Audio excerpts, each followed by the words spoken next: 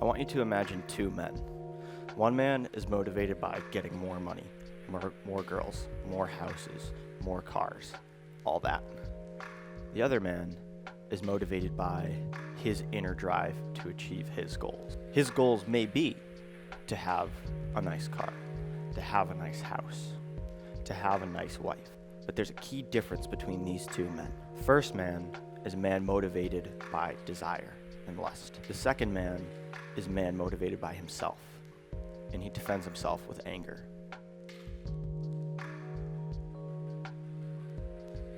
Marcus Aurelius, the great Roman emperor, said in his book Meditations that sins committed out of desire are worse than ones committed out of anger. The man who constantly wants more and more and more will never be satisfied with what he has. He is self-indulgent. He is somebody who is only ever there for himself. He contributes nothing to society. He only takes. The man who's motivated by himself to achieve his goals is fluid in the sense that he can grow. He can give back. What he does with his time and his effort is he creates something that others can flourish with. The man who only wants the physical things is greedy. The man who wants to achieve his goals and subsequently, as we know, to receive, you must give. That's how the world works. You have to be motivated by something greater than just lust. The idea that anger is not a bad thing is one that is contrary to most beliefs in modern society.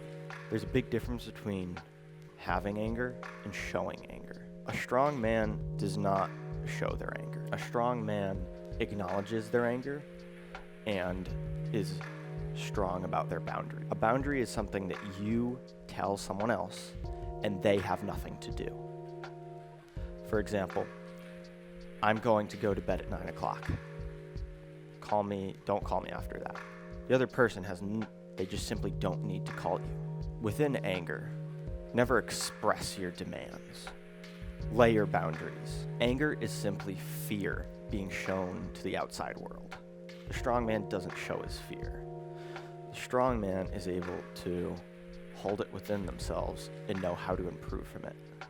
Much like how Kobe Bryant was able to take his mistakes and learn from them, you can't grow if you're constantly looking back. You need to work on yourself and know that you're moving forward. That's the only way to improve from mistakes.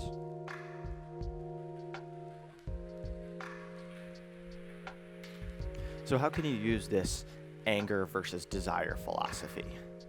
Well, really, it's not anger versus desire. It's choosing to not let either of those exist in your life. To truly, quote, sin, as it is said in Meditations, you need to act on them. You need to actively go out and harm someone, or actively go out and be greedy. Both of those things are terrible for you and for other people, and you shouldn't do either. The true path is to learn from your anger and to use it to become a stronger person. Step above the meaningless animosity and greed that you see every day. To know that you are on your path means that you can't get sucked into those other things. So really, being mindful that your actions might be motivated by anger or by greed is in of itself the best way to eliminate those actions. I'd recommend writing it down on a piece of paper. Put it as a home screen, right? Just literally type out like anger versus greed versus whatever you want to put, the higher road you can choose. But being aware of it is the key element.